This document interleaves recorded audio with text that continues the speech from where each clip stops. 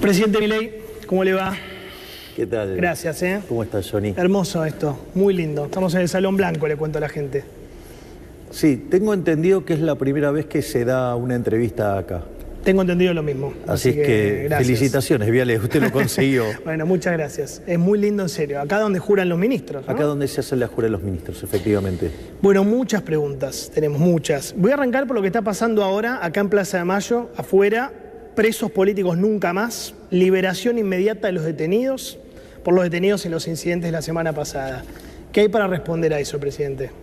A ver, nosotros estamos a favor de que la gente se manifieste, pero eso no quiere decir que tengan que estar rompiendo la ciudad, rompiendo la plaza, vandalizando negocios.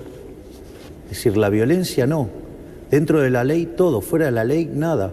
Entonces, no son presos políticos, son delincuentes que estaban cometiendo delitos y como consecuencia de ello, el que las hace las paga. Tienen que estar todos encerrados, ¿por qué? Por haber cometido delitos. Es decir, romper la ciudad no puede ser gratis. Cometer delitos no puede ser gratis. Acá se terminó con la doctrina Zaffaroni. Acá el que las hace las paga. La denuncia del Serpaje es que hay gente que no estaba haciendo nada malo y la detuvieron igual y no la sueltan. Bueno, sí, siempre dicen lo mismo. Si vas a la cárcel está llena de inocentes. Dale. Estela Carlotto dijo, estamos viviendo una democracia entre comillas, a propósito de esto, ¿no? Bueno, hay que ver, digamos, sus entrecomillados, porque quizás para ella, digamos, la democracia sea que haya gente tirando bombas, secuestrando gente, matando civiles, tratar de tomar el poder por las fuerzas para llevar a cabo la revolución comunista. Digo, quizás ella añora ese pasado sangriento de la Argentina, donde un conjunto de violentos, digamos, intentaron tomar el poder por las armas. Fuerte. Y cuando te comparan Real. Cuando te comparan con Maduro, ¿qué sentís? Dicen que tenés presos políticos como el dictador de Venezuela. La verdad es que es una reflexión tan poco sensata que ni siquiera merita ocuparse de la misma. Hay un cambio, ¿no? Porque antes la justicia liberaba rápido. Esto ya pasó muchas veces. Los incidentes, rompían cosas, daban vuelta a autos, pero estaban 24 horas presos como mucho y quedaban libres. El fiscal Stornelli, a la cabeza, me parece que, con Servini también, generaron un cambio. Es que Argentina cambió. Argentina cambió, Johnny, efectivamente cambió. Las urnas pidieron a gritos un cambio.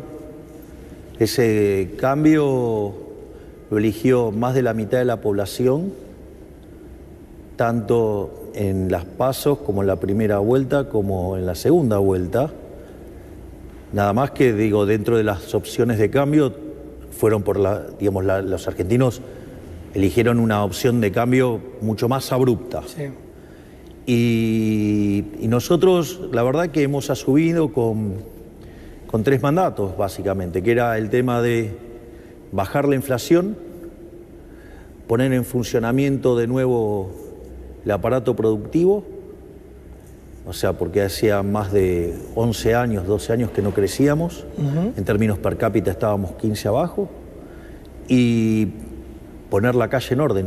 Y bueno, todo esto está sucediendo porque hoy se conoció el dato de inflación mayorista, que es del 3,5. Nosotros 3,5. Cuando asumimos la inflación mayorista era 54%, que eso anualizado te da 17.000. ¿Y ahora anualizado? 50. Quiere decir que bajamos en 5 meses la inflación del 17.000 al 50.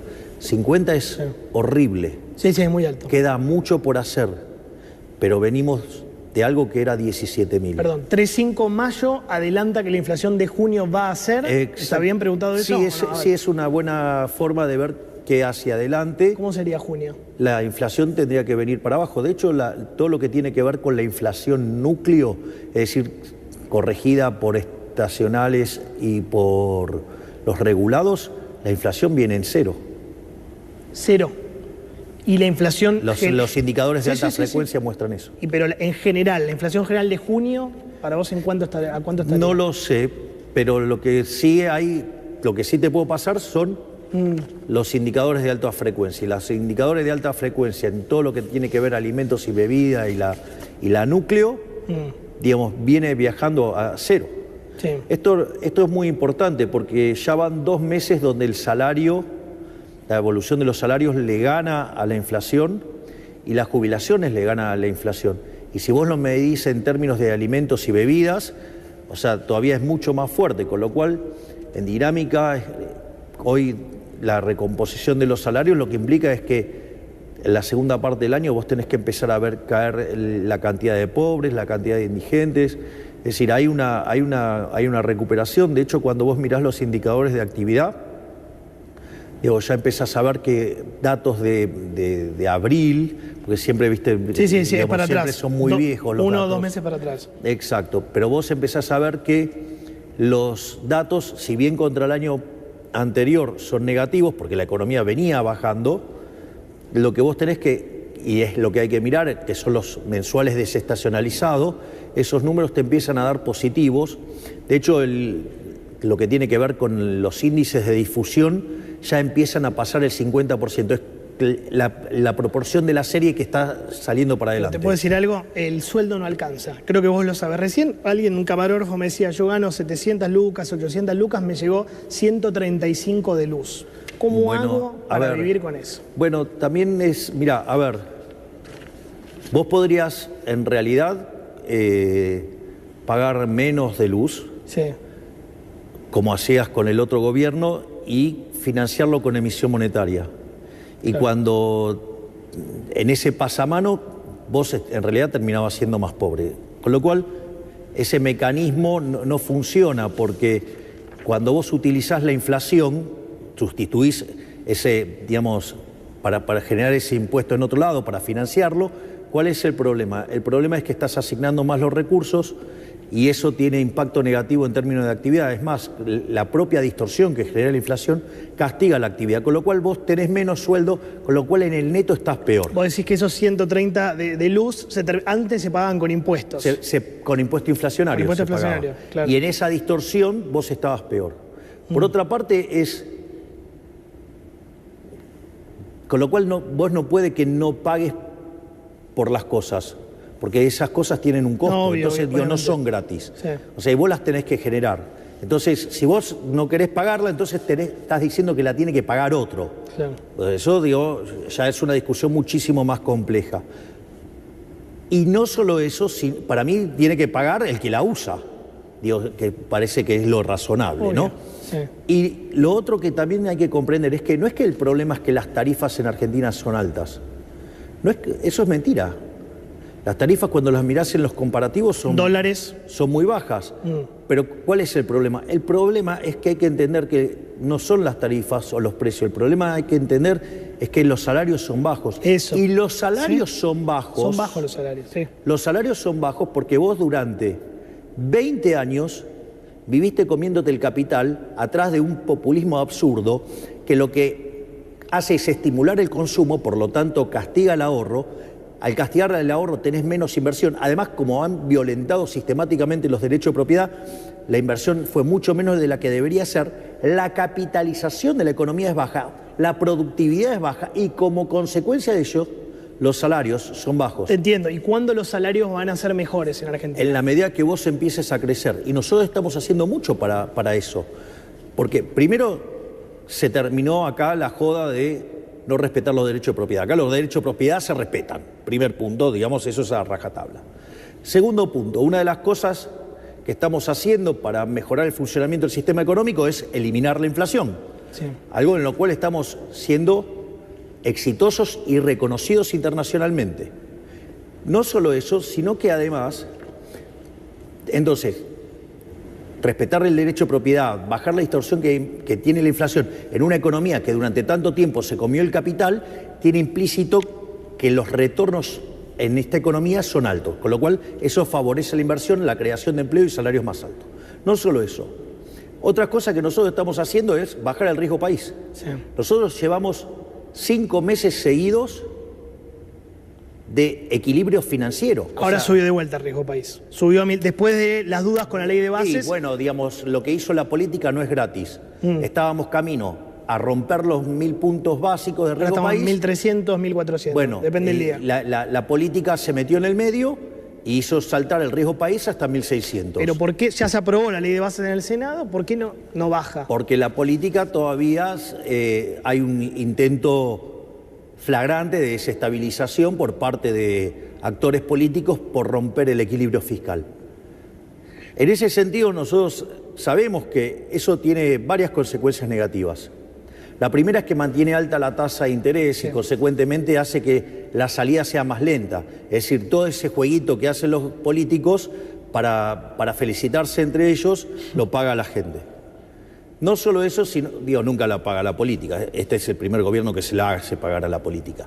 No solo eso, sino que además esa suba de la tasa de interés te hace que te caiga la demanda de dinero y por eso, digamos, te saltó el tipo de cambio y por eso, tenés que la inflación, digamos, va a hacer una pequeña pausa en su descenso y después va a volver a descender. Sí, en junio va a subir un cachitito. Puede ser que quede estable. Que quede estable, que quede en 4. Que tengamos que pagar los efectos de todas las cosas que hicieron, digamos, los políticos en las cámaras. Ok. Alberto Fernández, expresidente en X. Tratar de terroristas a quienes se manifiestan en contra de la sanción de una ley, muy dañina a mi juicio, es inadmisible. O sea, bueno, no podés tratar de terroristas a la gente. Que le pregunte al hombre que le quemaron el auto, a ver qué opina. Al periodista. Sí, claro, que mire las imágenes de lo que fue ese día. Lo que pasa es que, claro, puede ser que para personas con intenciones golpistas y con abstinencia de poder... ¿Lo decís por Alberto Fernández? Por el peronismo en general, la parte, digamos, no racional, ¿no? A Macri también le tiraron 14 toneladas de piedra. Bueno, o sea, ellos intentaron hacer lo mismo. Ellos están intentando hacer un golpe desde el primer momento. ¿Ellos quiénes? Ya dijiste el peronismo no racional, pero digamos, ¿quién? el kirchnerismo. ¿El kirchnerismo? Lo que menos se imaginaron es que nosotros efectivamente teníamos, digamos, un programa económico consistente, muy duro en lo fiscal, muy inteligente en lo monetario, y en toda esa situación nosotros logramos recomponer el equilibrio fiscal. De hecho, decían que era imposible lograrlo en un año, que era nuestra meta. Los mismos que ahora nos critican, digamos, y hacen todas esas críticas, tenían un ajuste que no superaba un punto del PBI, o sea, la deshonestidad intelectual de algunos economistas es verdaderamente extravagante, y nosotros lo logramos en el primer mes de gestión. O sea, en enero las cuentas públicas estaban en orden, primero dijeron que no, que había sido una cuestión estacional, en febrero lo replicamos, en marzo lo replicamos, en abril lo replicamos, en mayo los números son espectaculares, y junio, que es un mes que estacionalmente te juega en contra, con todo el superávit que hemos acumulado, cuando cerrás el semestre vamos a estar muy arriba. Junio no te va a dar superávit, por el pago de aguinaldos. Claro, exacto. Junio te va a dar déficit. Claro, por una cuestión de estacionalidad. Okay. Pero cuando vos tomás el semestre, vos tenés estacionalidad en las cuentas. Okay. Lo que importa es, digamos, en el semestre... Pero vuelvo al tema del golpe o el supuesto golpe. El senador Cuader, que es peronista, dijo, la consigna era que explote todo, se rechace todo, estoy hablando de la ley de bases, porque al otro día el país se iba a disparar con corridas bancarias e iba a entrar en una crisis peor. Lo dice Cuader. Bueno, pero te lo están confesando, digo, que esa es justamente la vocación de los kirchneristas. Y nosotros... ¿Se caía la ley en un momento? Mira, nosotros sabíamos que estaba para que quedara empatada. Estaba 36-36. Sí, nosotros teníamos conciencia de ello, eso ya implicaba que nosotros ganábamos la votación, eso nosotros lo teníamos. ¿Y vos le dijiste claro. Victoria desempatá vos? Mira, a mí vos sabés que les cuento cómo funciona, quizás la gente no sabe. Yo me podría haber ido de viaje. Sí. De hecho, te ibas de viaje. Claro, yo me iba a salir a las 9 de la noche. A Italia. Sí, y a mí me pareció que, si yo me iba, quedaba presidiendo la Cámara Abdala. Sí. Entonces iba a votar como senador, quedaba empatado y después iba a desempatar. Sí. Pero me pareció que era lindo que Victoria estuviera ella en un momento tan importante para la historia argentina, porque esto va a implicar desde lo normativo el cambio en la Argentina. Para que te des una idea de lo importante de esto, Mira. esta reforma es 5 veces más grande que la de Menem. Sí, te escuché. Y que fue la más grande de la historia. Y si sumás el DNU, es 8 veces más grande. Sí. Entonces... Pero vos decidiste que Villarruel desempate. Entonces, pues podrías haber dicho, no, me voy, que quede Villarruel a cargo del Ejecutivo. Yo hablé con Guillermo Francos. y le pedí que me diera un estimado de a qué hora. O sea, a mí eso me implicó, digamos, una carga de 6 horas distintas sobre mi cuerpo. Llegaste más tarde. Para llegar a Italia, pero para mí era muy importante que Victoria tuviera ese momento, o sea... No, porque se especula mucho sobre tu relación con ella, que tiene buenos momentos, malos momentos, que ayer estuvo en Salta y los diputados libertarios se fueron. Pero de vuelta, de hecho, a mí vi un video de ella, me pareció hermoso y lo retuiteé. ¿Cuál video? El que ella está cabalgando. Ah, sí, me pareció, claro. pero en Salta. Sí, me pareció un video hermoso. Y bueno, no sé, dicen estas cosas, yo no sé de dónde las sacan. Dicen que vos tenés miedo a que ella esté atrás de un golpe, digamos, y entonces, ¿para qué le voy a, digamos, me hubiera subido al avión y que votara a Abdala? Si total... Confías en ella. ¿Y qué hizo? Digo, a ver, ¿qué hizo? Votaba en contra de un escándalo. Bueno, la gran cobos te hacía. Bueno, ¿y qué hizo? Votó como tenía que votar.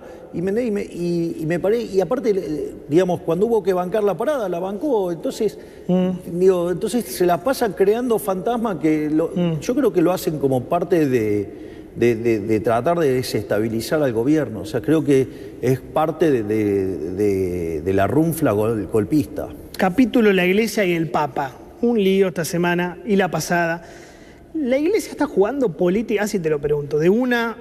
¿Está jugando políticamente? Cuando ves las misas, militantes, el Papa con Kicillof. A ver, yo tengo... No creo que toda la Iglesia sea lo mismo. No, claro. Entonces, hay partes que sí juegan activamente, hay partes que no. Mira, yo... te diría que hay gente que se arroga la representación del Papa y no la tiene. ¿Por Grabois? Yo no creo solo. que no solo Grabois. A ver, te estoy tratando de entender. Digo, me parece que no le debe resultar nada simpático al Papa Francisco que aquellos que dicen defender a los pobres roben usando a los pobres de escudo. Eso es una perversión muy propia de la política y que no es monopolio del peronismo. Eso lo estás diciendo por Grabois. No solo por Grabois. Estoy hablando ahora, lo que voy a decir es más general y vale para muchas partes de la corporación política que tienen negocios aledaños a la política, donde toman una causa noble, promueven que esa causa sea apoyada por el Estado y después crean un montón de kioscos. Y cuando vos vas a atacar al kiosco, entonces, ¿qué te dicen? Insensible, no querés esto, odias a los pobres, lo cual es toda una mentira. Claro. En realidad el problema es que le estás quitando el curro y están pataleando porque le quitas el curro. Y eso no solo obedece a esferas del peronismo o de la política social nada más. Tiene que ver por dónde ande el gasto público. ¿Y vos decís que eso al Papa no le gusta? ¿O te habrá llegado esa información? Obvio que no le gusta. Que usen a los pobres, digamos, para... Bien, pero él, yo te entiendo, pero él se sacó la foto con la bandera de Aerolíneas. Me parece que... El día de la ley de bases. Digamos, puede también tener una opinión distinta, ojo, ¿no? Porque en algunas cosas tiene una opinión distinta. Entonces, bueno, también es válido. O sea, entonces hay gente que tiene, digamos, o sea, yo no comparto muchas cosas, pero bancás la opinión distinta del Papa, del que sea. Pero entiendo que pueda pensar distinto. O sea, Y lo de las misas militantes, que viste, la patria no se vende, en 2 iglesias importantes de la ciudad. A mí me parece que no es el ámbito, pero esa es una opinión mía.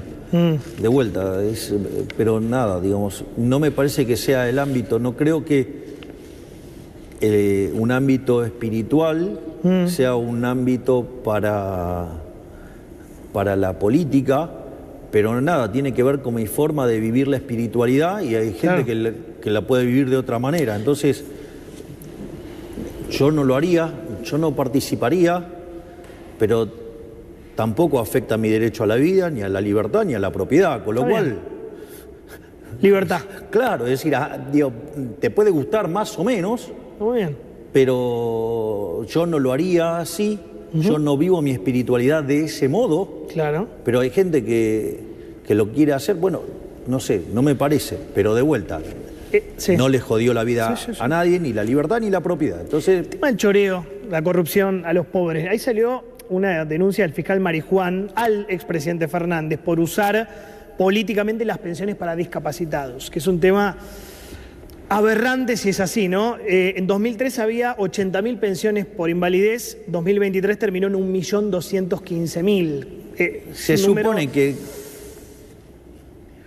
que ese segmento de la población tiene una determinada representación y por una cuestión de grandes números es un número bastante estable. Sí, bueno, acá dio un salto fenomenal. Cuando vos mirás la tasa de crecimiento de las pensiones, si lo comparás contra el número de la población, me parece que hay cosas raras y hay que mirar, ¿no?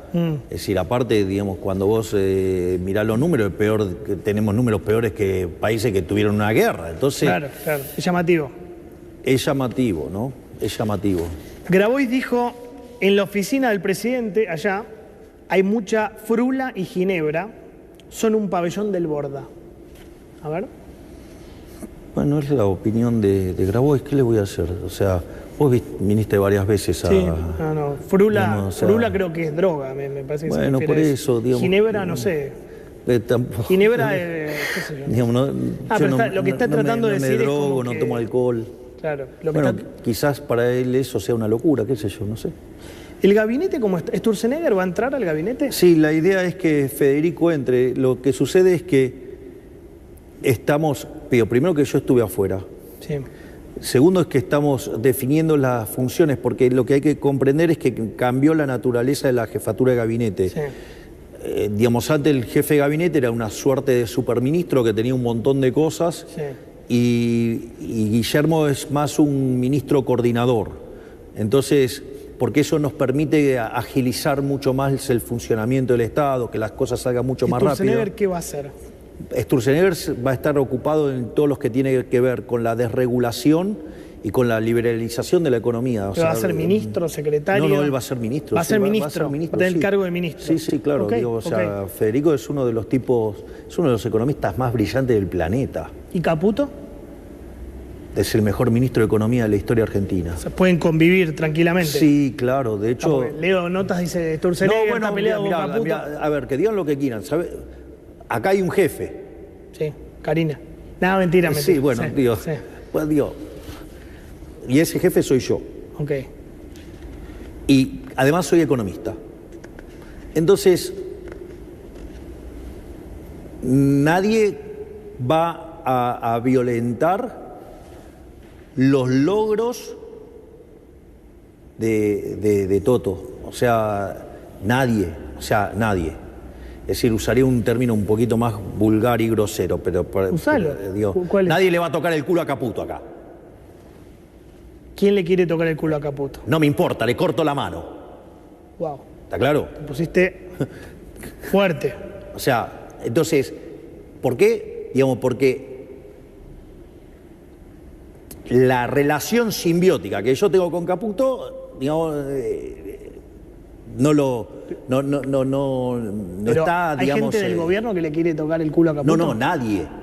Digo, cuando vos mirás el gabinete, la reunión del gabinete, es un bloque sólido. Digamos, el compromiso, digamos, es de todos. Y entonces, no me van a tocar a ningún ministro. O sea, y... A Petovelo casi la hacen renunciar, estuvo ahí, está? Está. Ah, ok, listo, dale. Sí, pero pará, vos sabés que lo de Petovelo fue bravísimo, ¿no? Bueno, pero el punto es, ¿qué hacemos? ¿Bajamos la bandera de pelear contra la corrupción? No. Es decir, porque es muy cruel lo que le han hecho a Petovelo, ¿no? Pero ¿sabés cuál es el problema? Sí. Es que estamos eliminando curros y los que manejan los curros, Dios, se sienten tocados. Además, digamos, no hay que olvidarse que la provincia de Buenos Aires da pauta. Sí. Entonces pone mucha plata y obviamente para torpedear al gobierno nacional. Bueno, digamos, son las reglas de juego, ¿qué se le va a hacer? Yo sé que la pasó mal Petovelo y que estuvo cerca de renunciar. Me consta eso. Bueno, pero ella sabe que yo no le iba a soltar la mano. Ahora, vuelvo a lo de Caputo, ¿no? Fausto Spotorno, un economista, qué sé yo, muy reconocido, dijo, el programa de Caputo es de transición, después vendrá uno más mileicista. ¿Qué significa eso? Yo leí la declaración de Fausto. Sí. En realidad nosotros estamos manejando, estamos saliendo del infierno. Sí. Y nada, y ahora estamos empezando a construir un programa de crecimiento económico. ¿Pero después se va a ir Caputo? No. No. De vuelta, sostengo que es el mejor ministro de Economía de la historia. ¿Qué? Porque lo que está logrando, porque esta es la parte más interesante, hay gente que es muy deshonesta intelectualmente, porque si vos tomás la caída de la inflación de los mayoristas contra, digamos, del 17.000 al 50, quiero ver quién tuvo semejante logro. Pero al margen de eso, hay otras cosas.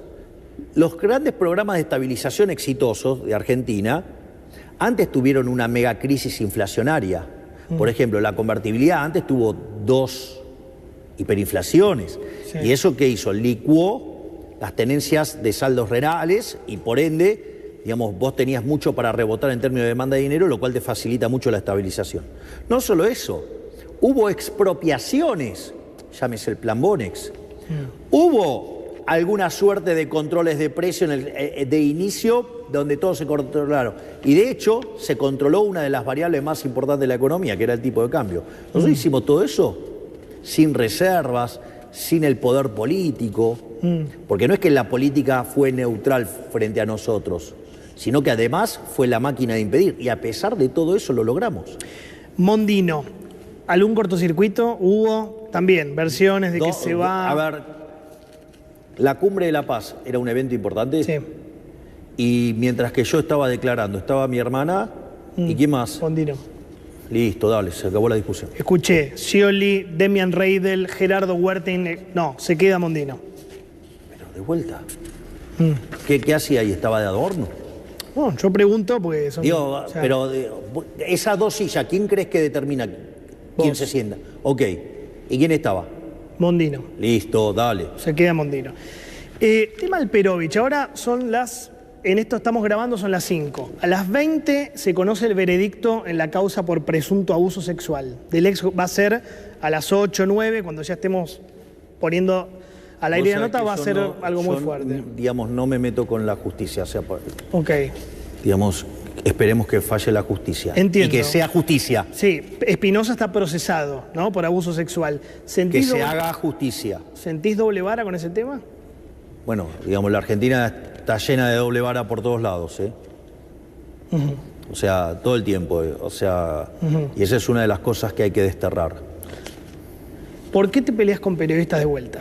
Leí un tuit de ayer enojado con Longobardi, Lanata, Tenenbaum, Novarecio. ¿Qué pasa ahí? No, digamos, ahí la pregunta es, ¿vos me podés criticar? Sí, de hecho te critico. Bien, ok. ¿Yo no te puedo contestar? Sí, claro. Y te hago una pregunta. ¿Y si yo, digamos, encuentro que estás mintiendo y te lo digo? Sí, está bien. Ok. El tema es del respeto. Creo que vos lo sabés. Nunca le falta el respeto, de vuelta. Sobrado, todo eso, ¿no? Bueno, digamos, si hay alguien que se siente tocado, por algo será. Ok, pero ¿qué ganás vos peleándote con periodistas? Pero de vuelta, y si, digamos, muchos de los que mencionaste, digamos, me han calumniado, injuriado, han dicho cosas aberrantes, han dicho cosas que sabiendo que eran mentiras, se enganchan y se montan en esas mentiras. Okay. Y entonces, ¿qué digamos? O sea, que ellos son una casta superior. No hay nadie sagrado en Argentina. Digamos, que ellos pueden decir lo que se les antoje y vos no podés contestar. Sí, que podés contestar, claro que sí. Porque además, a diferencia de otros, yo lo hago desde el llano, porque yo no involucro al Estado. A diferencia de Sánchez. A diferencia de Sánchez. Es decir, si vos decís algo que yo considero que está mal, yo te contesto y te doy los fundamentos. No es que te contesto con una dominen. Es decir, ha pasado un montón de veces de periodistas directamente mintiendo y yo tener la información y ponerla a disposición para que quede claro eso está que estaban bien. mintiendo. Tal periodista se equivoca por esto y por esto y por esto. Exacto, digo, que son las veces que yo lo hice. Sí. O sea, eso es por un lado. O sea, cuando tengo el elemento probatorio de que están mintiendo, voy y lo aporto. Eso no está mal. Bueno, el tema es el respeto, ¿no?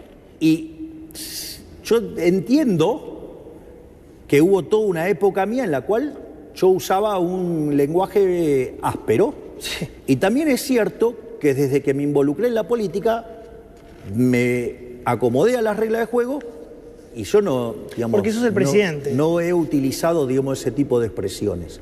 Entonces, digo, ahora, aún si las usara, siempre igual lo hago desde la posición del llano.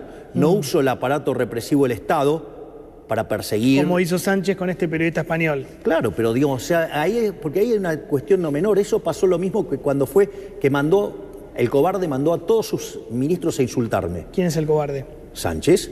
Digo, arrancó con digamos, del transporte y después, sí, como yo no le respondía, muy cobardemente mandó a las mujeres a agredirme para después tildarme de misógino. Como no contesté, después entonces ya se sumó él. Ahora, digo, entonces la pregunta es, porque está avanzando sobre la libertad de expresión, o sea, está claro que es el modelo de Maduro el que está aplicando, ¿qué pasaría si yo hiciera eso acá? ¿Qué diría toda la banda progre? Que de progre no tienen nada, porque son progresistas que bogan por ideas que han hecho de que seamos ser el país más rico del mundo, ser 140, o sea, con lo cual de progre no tienen nada, o sea, de progresistas, o sea, tienen la etiqueta, porque después, o sea, son recontra, digamos, retrocedatarios, qué sé yo, no sé, habría que inventarle la pregunta, o sea, son los abanderados del fracaso. Entonces, digo, habría que preguntarles por qué ellos se creen por encima de todo el resto de los mortales y que pueden calumniar, injuriar, decir cualquier cosa. Digo, hay muchos de esos periodistas que cualquier peste que dijeran de mí, la levantan y la muestran como si fuera verdad. Y después cuando se prueba que es mentira, ninguno se retractó, pidió perdón ni nada por el estilo. Es decir, entonces hay muchos periodistas que son muy sucios. Entonces, acá hay algo muy interesante, porque el error es parte de la vida. Entonces vos te podés equivocar. Lo que pasa es que la característica del error, en términos técnicos, se llama ruido blanco el error. O sea, está normalmente distribuido. Entonces un día cae para un lado, un día cae para el otro. Sí. Yo me dedico a mirar esas cosas. Entonces, cuando cae siempre para el mismo lado. Un día cae para un lado, un día cae para el otro. Ok, digamos, entonces es entendible. Lo que es sospechoso es que siempre el error caiga del mismo lado. Entonces, yo diría, a ver, digamos, o sea, esos periodistas, digamos, que han dicho barbaridades y mentiras y que cualquier porquería que se diga de mí la levantan como cierta, digamos, cuando se retractaron por todas las cosas que dijeron. Y sin embargo, lo único que yo hice,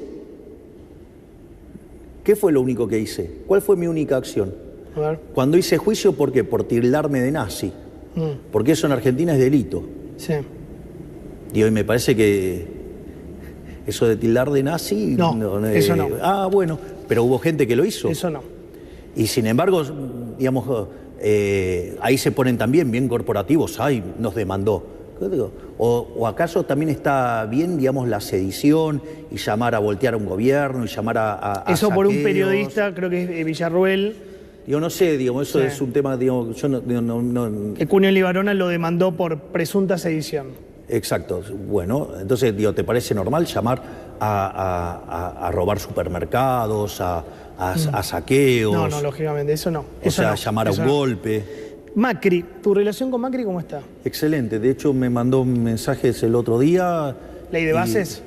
No, por otros temas, así que está bárbaro eso. ¿Quiere meter gente del PRO en el gobierno? ¿Te recomienda? Digo, ahora que viene la reorganización del gabinete, te dicen, no sé, ten en cuenta tal, X. Pero de vuelta, si yo, digamos, estoy haciendo una reorganización y él me puede aportar gente con experiencia... ¿Pero te lo propuso? ¿Te dijo, che, ten en cuenta a X que es muy bueno para Z? No, si yo necesito algo, o alguno de mis ministros necesita algo, digamos, nos acercamos y les preguntamos si tienen alguien para esa función, digamos, ¿cuál es el problema? Ninguno. ¿Lo considerás como una especie de socio de gobernabilidad? ¿Una especie de coalición? Yo creo que es una persona que ha tenido un rol muy importante cuando fue presidente. Digo, yo creo que sin su experiencia previa el caso nuestro no hubiera aparecido. No, claro, lógico. O sea, por ende, para mí es muy valioso lo que hizo Macri, es muy valioso lo que hizo Espert, o sea, porque todo ese tipo de cosas fueron sentando las bases para que hoy podamos implementar un cambio de estas características. Espert, ¿te gusta para candidato en la provincia para el año que viene? Me dijeron.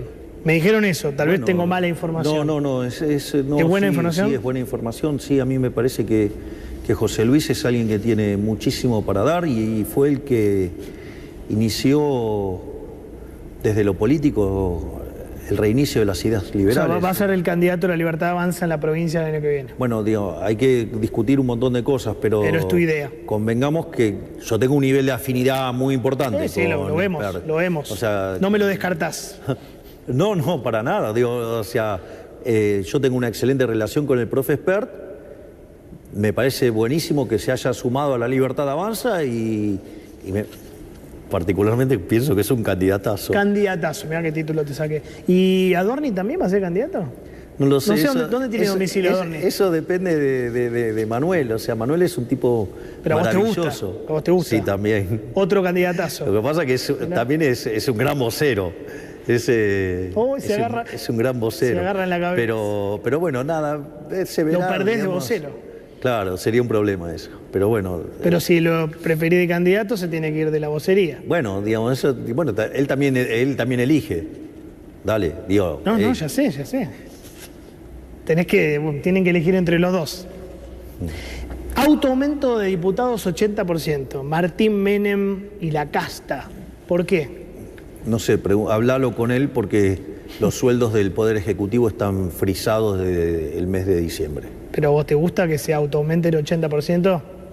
Yo puedo hablar por mis actos. ¿Yo qué hice?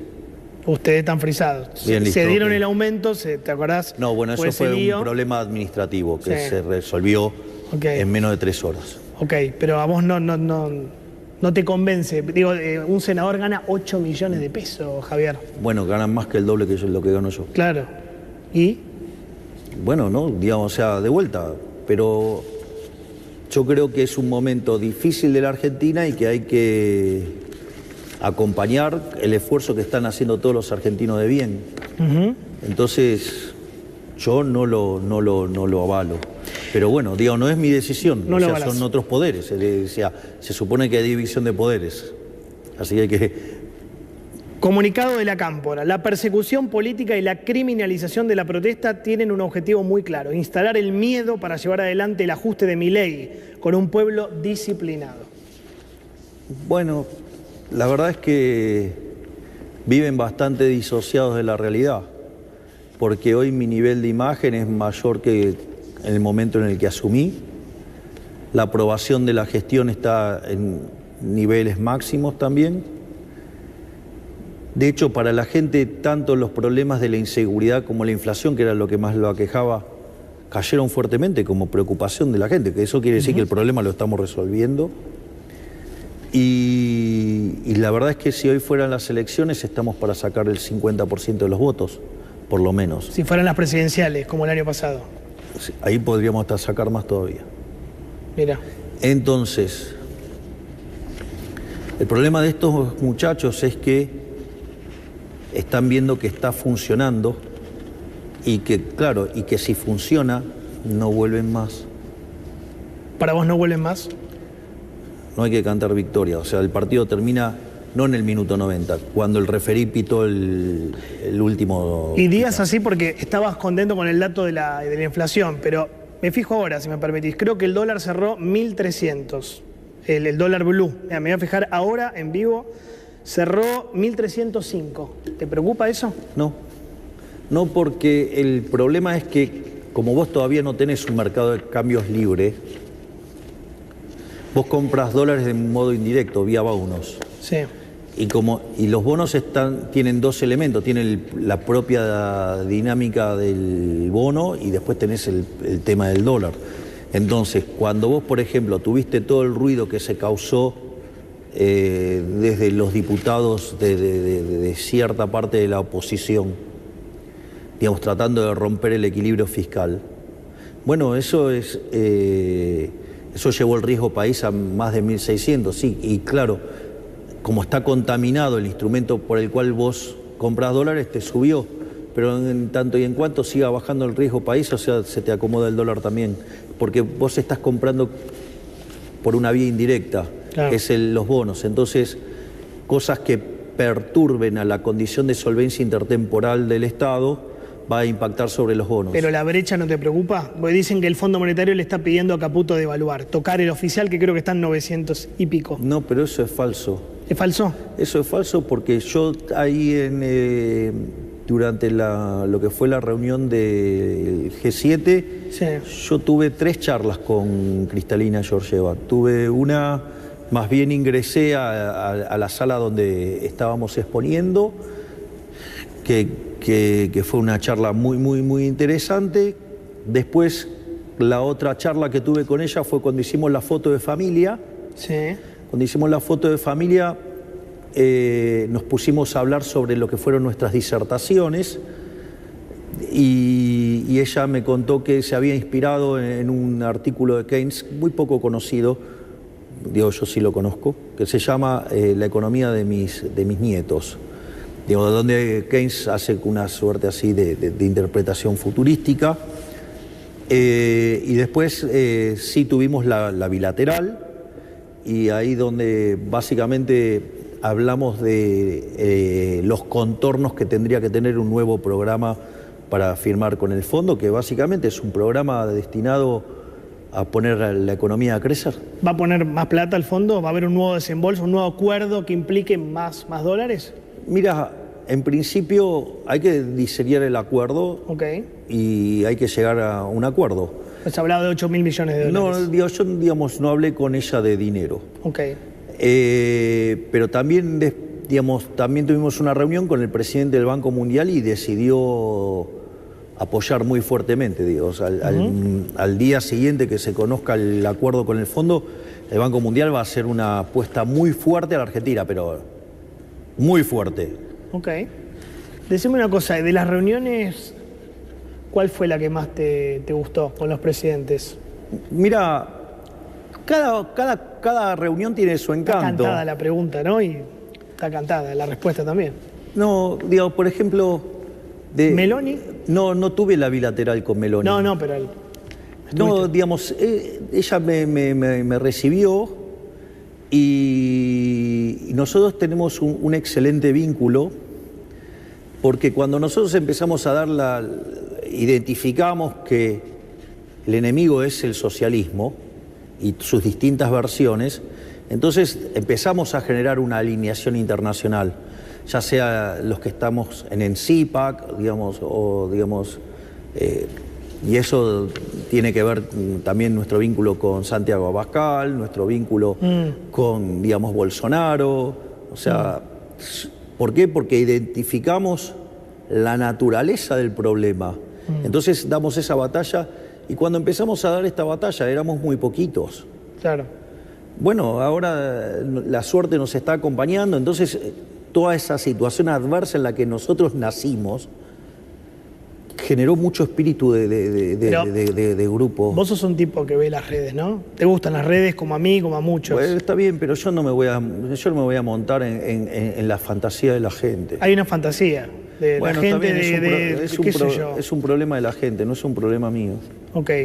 O sea, y... ¿Viste los videitos que armaron?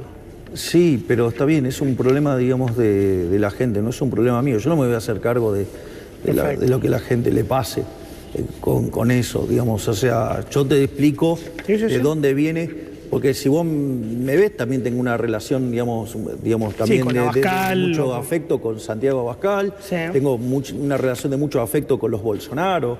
O sea, entonces digo, ¿qué quieren inventar? Digamos, o sea, nada, se quieren ilusionar, hagan lo que quieran, o sea, no pasa por ahí. No pasa por ahí. Y después otra reunión que también fue muy interesante, fue muy divertida. Nos encontramos en un pasillo con Macron. Sí, ¿y? Sí, bueno, fue muy divertida la reunión. ¿Por qué divertido? No, porque me invitó de nuevo para ir a París y voy a ir. Yeah. Entonces le dije, bueno, pero vos me dijiste que me ibas a llevar a ver al Olympique de Marsella. Me dijo, bueno, entonces lo arreglamos y vamos. Así y voy a ir a París para lo que son la apertura de los Juegos Olímpicos. Ok. Así que me comprometí en eso y... ¿Te jode los que te critican de, che, viaja mucho Milei, que se quede un poquito más acá, con los quilombos que hay en Argentina? Mirá, eso es muy gracioso porque... Yo fui uno de los que dijo eso. Dije, che, bueno, Milei viaja mucho. Bueno, está bien. Contestame. Mira, yo hago mi trabajo y viajo las veces que considero que son necesarias para trabajar. Sí. Ahí hay un tema, te voy a contar. Todo el mundo sabe, yo trabajaba en Corporación América y por cuestión de trabajo yo tenía que viajar mucho. Y una de las cosas por las cuales yo dejé de viajar mucho era porque yo sufría mucho con los viajes. Perdía peso, la pasaba muy mal. Algo que, digamos, más o menos bajó un poco cuando apareció el FaceTime. Y entonces podía, digamos, en ese momento solo tenía Conan y podía ver a Conan por el FaceTime. Pero, digamos, o sea, yo dejé de viajar, digamos, y eso me implicaba un daño económico enorme a mí, porque extrañaba mucho a Conan. O sea, imagínate ahora, digamos, que extraño por 5, porque no solo lo extraño a Conan, lo extraño a Murray, a Milton, a Robert y a Lucas. O sea, es una situación, digamos, que no es algo placentero para mí viajar, pero, digo, tengo obligaciones y las cumplo. Y otra de las cosas que hago es que en algunas situaciones donde, por ejemplo, cuando soy condecorado, me parece que eso eleva la calidad de la discusión del país. Es decir, porque aparte quisiera saber a cuántos invitaron alguna vez a estar sentado en la mesa del G7, ¿no? Y hablar un tema tan importante como es el de inteligencia artificial. Entonces, la realidad es que, mirá, no es lo mío viajar, pero lo hago porque creo que con cada una de estas decisiones he puesto a la Argentina en lo más alto. Muchos, por ejemplo, criticaron mi viaje a Davos. Sí. Bueno, mi viaje a Davos fue muy importante. Mirá el impacto que tuvo en Europa y cómo se dieron vuelta las elecciones y hundimos a los pobres progresistas, pobristas. Tengo que cerrar. ¿Te animás 30 segundos a la gente que la sigue pasando mal? Que el camarógrafo que me dijo, decirle que tira un centro a la clase media, decirle que no llego a fin de mes, decirle que los jubilados la estamos pasando mal. Mirá, hablale a eso. Yo tengo plena conciencia de que estamos mal. Pero también es cierto que cuando asumimos el 85% de la gente se sentía mal y hoy ese número cayó a 65%. Cuando nosotros asumimos el 20% de la gente creía que de acá a un año íbamos a estar mejor, ahora ese número es casi 60%. Es decir, lo que estamos haciendo es pagar la cuenta del desastre de los últimos 20 años, hasta te diría del desastre de los últimos 100 años. Entonces, la diferencia es que esta vez se está haciendo un cambio en serio, en la dirección correcta y de manera contundente. Entonces, y eso lo empezás a ver. ¿Por qué? Porque la actividad empezó a rebotar, porque lo que vos ves es que además los salarios le están ganando a la inflación, las jubilaciones le están ganando a la inflación, la economía está subcapitalizada y hay oportunidades enormes de inversión. Además, o sea, el ahorro fiscal que estamos generando, le estamos devolviendo al sector privado 15 puntos del PBI y eso se va a transformar en ahorro, en inversión, en crecimiento. Por lo tanto, lo que yo puedo decir es, entiendo que estamos mal, pero estamos sentando las bases de la gran Argentina. Si estamos sentando las bases para que en 40 años digan, mirá, acá estuvo el punto de inflexión de la Argentina. Acá es cuando Argentina cambió y empezó a ser grande de nuevo. Y vos fíjate, hoy estamos en la vanguardia internacional con los temas de inteligencia artificial y eso va a ser un tema no menor para acelerar el proceso de crecimiento y convergencia. Por lo tanto, entiendo lo grave de la situación, lo que digo es, miremos el contrafáctico. El contrafáctico era 17.000% de inflación, 95% de pobres, caída del PBI de 20%. Mira esto, en el peor momento del 2002, sí, el PBI cayó 16%. Sí. En el año cayó 19%, en el peor momento, en el segundo trimestre, cayó 16%. Cuando nosotros en el Hotel Libertador, con Toto y su equipo, estaba Toto, estaba Santiago Bausili, estaba Fede Furias, estaba Martín Mutier, o sea, había que buscar el tipo de cambio porque sabíamos que no podíamos abrir, porque de vuelta somos libertarios, no libertontos o libertarados. Y en ese contexto dijimos, bueno, pongamos un precio que se parezca al de mercado. Como estaba la idea del impuesto país, mientras que los economistas decían, los grandes pifiadores seriales, de esa no dice nada los periodistas, digo, porque si hay alguien que le pego es a los economistas, ¿no? ¿Sí? Y les pego lindo y parejo, sí, los vengo atendiendo seguidito. Pero claro, como no es a ellos, ahí ni se enteran. ¿Qué dijeron los econochantas? ¿No? Hay que ponerlo en 600. Que son los mismos que en el mejor de los mundos tenían una hipótesis de inflación mucho más alta que la que tenemos y ahora se quejan del atraso cambiario. O sea, tienen modelos raros, Y cuando nosotros dijimos el tipo de cambio 800 y el impuesto país, o sea, quedábamos parecidos, digamos, al tipo de cambio de mercado, eso fue muy importante, porque eso ¿qué es lo que hizo? Achicó el exceso de demanda de divisas, entonces achicó el exceso de oferta de bonos, entonces el precio de los bonos empezó a subir. Eso, digamos, implicó menores tasas de interés e implicó que la caída en actividad y en empleo y por ende en los salarios reales fuera menor. Entonces, algo que con un ajuste de 15 puntos del PBI, porque entre el Banco Central y el Tesoro llevamos 15 puntos del PBI, el PBI cayó en el primer trimestre 7%, o sea, en el momento que hicimos, sí, y ahora empezó a rebotar. Entonces, mirá cómo una decisión tan cuestionada por los econochantas, digamos, le evitó mucho daño a la Argentina. Y fíjate esto, la mejor política social que vos podés hacer es bajar la inflación, porque eso es una máquina de devolverle guita a la gente. Porque nos afanaban con la emisión monetaria 15 puntos del PBI, Johnny. No es un chiste. En realidad, en el último año, el kirchnerismo emitió 13 puntos del PBI. Eso es una estafa. Una locura. Y nosotros se lo estamos devolviendo a la gente. Entonces, va a tardar, pero vamos por el camino correcto. Gracias, Javier, gracias, presidente. Un lujo que nos haya recibido acá, este lugar tan hermoso. Muchísimas gracias. Gracias, en serio. Venite a París. Bueno, me autoriza TN a ir a París, puedo ir a cubrir. Está mi productor ahí. Las Olimpiadas. Ahí me confirma el productor, me dice que sí. Vamos a París. Gracias, presidente. No, por favor, un placer.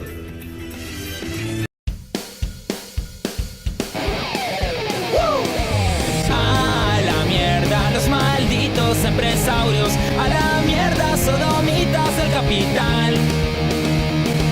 Basta de basura keynesiana, ha llegado el momento liberal.